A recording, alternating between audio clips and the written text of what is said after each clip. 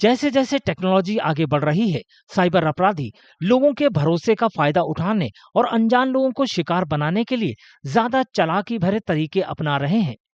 Indian cyber crime coordination centre या 14C ने एक एडवांस बॉस स्कैम के बारे में चेतावनी दी है। इसमें अपराधी कॉरपोरेट लीडरों के डिवाइस और मैसेजिंग अकाउंट्स को हैक करके उन्हें निशाना बनाते हैं और कर्मचारियों को धोखा देकर उनसे फर्जी ट्रांसफर करवाते हैं। स्कैमर ईमेल और व्हाट्सएप के जरिए आरबीआई अधिकारी बनकर सीनियर एग्जीक्यूटिव्स पर दबाव डालते हैं। वे नियमों के उल्लंघन और जरूरी मांगों का बहाना बनाकर उनके अकाउंट्स का कंट्रोल अपने हाथ में ले लेते हैं।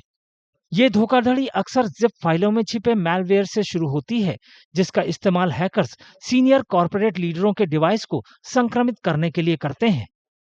पहले आपकी प्रोफाइलिंग करते हैं, आपका किसी तरह से कोशिश करते हैं कि आपका व्हाट्सएप हैक हो जाए, या आपकी मोबाइल फ़ोन में कोई मालवेयर भेजते हैं, आप क्लिक कर लेते हैं अनजाने में और आपका मोबाइल फ़ोन कंप्रोमाइज हो जाता है। और उसके बाद वो क्या करते हैं कि आपके कॉन्टैक्ट लिस्ट में जा करके किसी भी जिस नंबर से उनको मैसेज भेजना है उसको सीओ का नंबर सीओ लिख देते हैं, और फिर वो मैसेज करता है कि हम एक इम्पॉर्टेंट मीटिंग में हैं और इतना पैसा ट्रांसफ़र करना है। तो सीएफओ या फाइनेंस विंग का आदमी ये समझता है कि ये मेरे सीईओ का मैसेज है, सीईओ से ही एसएमएस आ रहा है, और वो पैसा उतना ट्रांसफर कर देता है।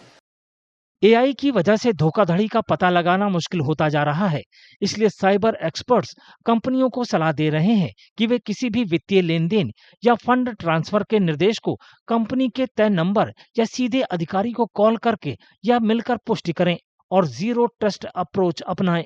Indian cyber crime coordination centre ने भी संस्थाओं को सलाह दी है कि वे वेरिफिकेशन प्रोसेस को मजबूत करें और सिर्फ व्हाट्सएप मैसेज या ईमेल के आधार पर तुरंत पेमेंट या अकाउंट में बदलाव को मंजूरी न दें।